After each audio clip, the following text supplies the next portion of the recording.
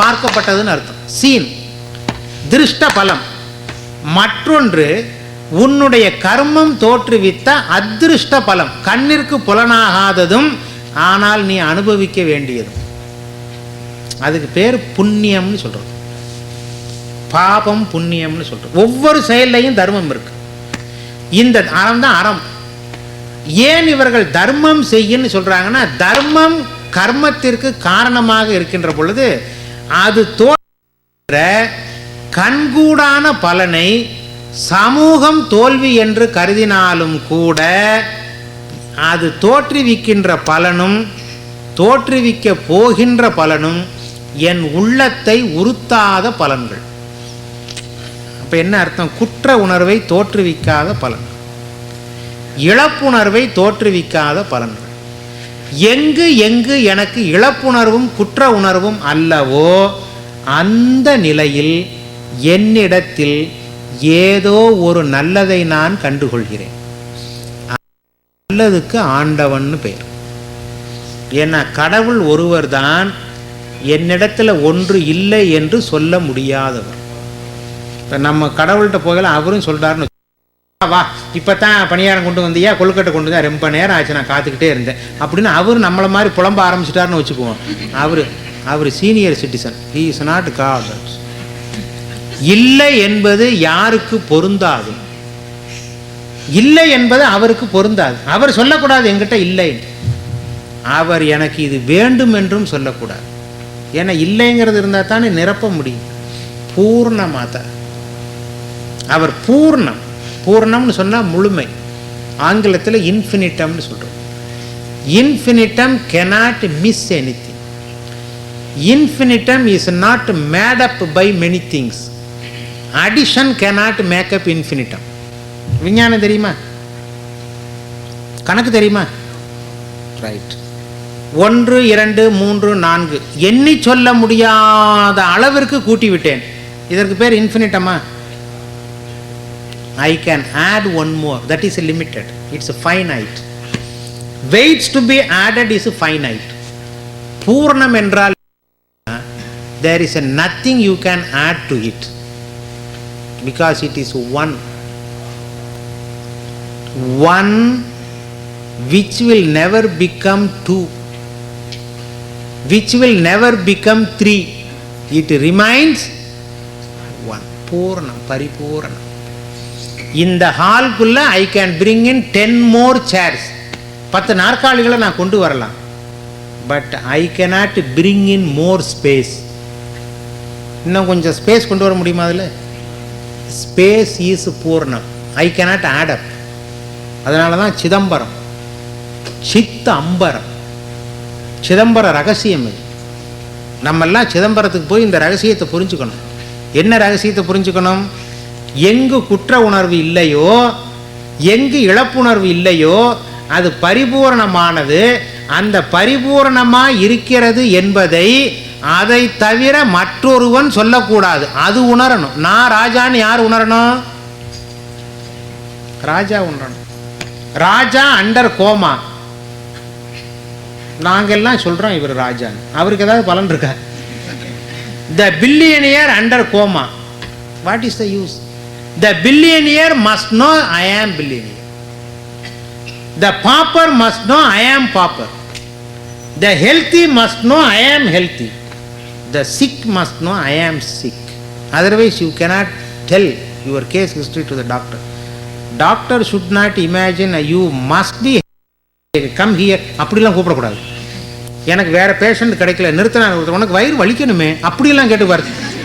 அப்படிலாம் பயமுறுத்தக்கூடாது. I must tell what it is. அப்படியானா கவனமாக. இறைவன் என்பவன் யாருன்னு கேட்டால் குற்ற உணர்வு இல்லாதவன். அது கீதையில் பகவான் சொல்றார், திரிஷு லோகேஷு கிஞ்சன ந அவாப்தம் அனவாப்தம் அஸ்தி. அர்ஜுனா, எனக்கு 3 லோகங்களிலும் பெறத்தக்கது, பெற வேண்டியது, இதுவரை பெறாதது என்று ஒன்றும் இல்லை. அப்போ என்ன இல்லைன்னா இழப்புணர்வு இல்லை. இந்த இழப்புணர்வு இல்லாததினாலே பெற வேண்டும் என்ற அவசியம் இல்லை. பெற வேண்டும் என்ற அவசியம் இல்லாததினாலே விதியை மீறி பெற்றேன் என்ற குற்ற உணர்வும் இல்லை. புரியுறதா? எவ்வளோ ஒண்டர்ஃபுல் இட் இஸ். பெற வேண்டும் என்ற அவசியம் இல்லாததினாலே நான் பெற வேண்டும் என்று நினைத்ததை விதியை மீறி பெற்றேன் என்ற உணர்வும் குற்ற உணர்வும் என்னிடத்தில் இல்லை. அப்போ குற்ற உணர்வு அற்றதும் இழப்புணர்வு அற்றதும் நல்லது. அதை காட்டுவது நல்வழி. டொராண்டோவுக்கு அழைச்சிட்டு போகிற ரோடுக்கு என்ன ரோடு? ஒட்டாவாவுக்கு அழைச்சிட்டு போகிற ரோடுக்கு என்ன ரோடு பேர்? Ottawa road. Simple. Madras bound ஃப்ளைட்டுக்கு என்ன பேர்? மெட்ராஸ் ஃப்ளைட். கொழம்பு பவுண்டு ஃப்ளைட்டுக்கு என்ன பேர்? கொழம்பு ஃப்ளைட். வாஷிங்டன் ஃப்ளைட்டுக்கு வாஷிங்டன். நியூயார்க் ஃப்ளைட்டுக்கு, சிவலோகம் ஃப்ளைட்டுக்கு சைவன்னு பேர். அவனுக்கு பேர் சைவன்னு பேர். One who discovers that harmony in him is called சைவன். சிவ சம்பந்தம் உடையது சைவம். சைவன்னு சொன்னாக்க வெள்ளிக்கிழமை மச்சம் சமைக்க, தட் இஸ் யுவர் லோக்கல் சைவம். Please understand. We are not talking about that சைவம். சைவங்கிற சொல்லுக்கு சிவ சம்பந்தம். வாட் டஸ் இட் மீன் கேட்டால், the flight of thought, the flight of seeking, the flight of searching, destination is revealed as him. Who is he? In whom sense of guilt, sense of missing is not there. அவன் பரிபூர்ணமானவன், அவன் சாந்த சொரூபி, அவன் மங்களமானவன். அவன் தான் சிவன். அவன் அழியாதவன், பரிபூர்ணமானவன், ஒன்றானவன். அவனை இழப்பதற்கு ஒன்றும் அங்கு இல்லை. அவன் முழுமையானவன். அவனோடு என் மனம் சம்பந்தப்பட்டால் எனக்கு சைவன் என்று பெயர். சிவ சம்பந்தம் சைவம்னு பேர். அப்போ யார் சைவர்கள்னு கேட்டால், சந்தோஷமாக இருக்கிறவங்க, சௌச்சவாக இருக்கிறவங்க, மச்சம் சாப்பிடாத பொழுதும் கூட அவர்கள் அசைவர்களே. இந்த அளவுக்கு புரிஞ்சுக்கிட்டா கணக்கு, பெரிய கணக்கு செட்டில் இருக்கு. அவளுக்கு பெரிய குழப்பமெல்லாம் தீர்வு. அதனால் அர்ஜுனன் கேட்குறான், ஏனன்னு சொன்னால் எதனால் அப்படின்னு கேட்குறான். எதனால் means, now show me the way where I can be free from this sense of guilt. I feel I have done a lot of wrong things. I feel I have missed a lot of things in life. என் உரிமையை பணயம் வைத்து, இதுதான் நம்மளுக்கு இருக்கிற conflict. என் சுதந்திரத்தை, என்னுடைய சுகத்தை, என்னுடைய உரிமையை பணயம் வைத்து நான் கடமை ஆற்ற வேண்டியவனாக இருக்கிறேன். கடமையில் என் வாழ்க்கையை செலவழிக்கின்ற பொழுது எனது பை நிரம்பாமல் இருக்கிறது. அப்போ கடமையை செய்யவில்லை என்ற குற்ற உணர்வு என்னிடத்திலே புகாமல் இருக்க வேண்டுமானால் நான் இழப்புணர்வை ஏற்றுக்கொள்ள வேண்டும். இழப்புணர்வை ஏற்றுக்கொள்ளக்கூடாது என்றால் கடமை உணர்வை தவிர்க்க வேண்டும். ஆனால் கடமையை தவிர்க்க சமூகம் அனுமதிப்பதில்லை.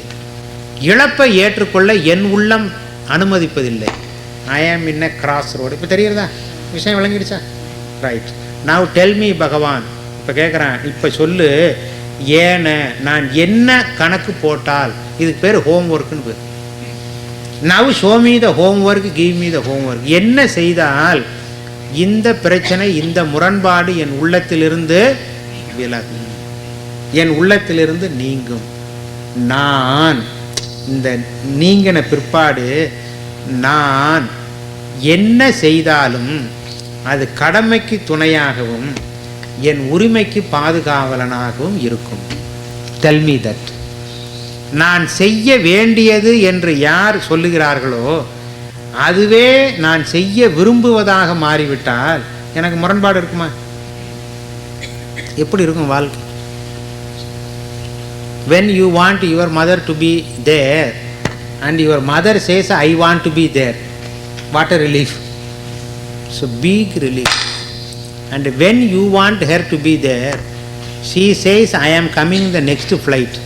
Problem இல்லையா? அப்போ என் கடமையும் உரிமையும் ஒன்றோடு ஒன்று எதிர்மறையாக மோதக்கூடாது. உரிமையும் கடமையும் மோதக்கூடாது. இதுதான் எனக்கு குற்ற உணர்வை தருவது, இழப்புணர்வை தருவது.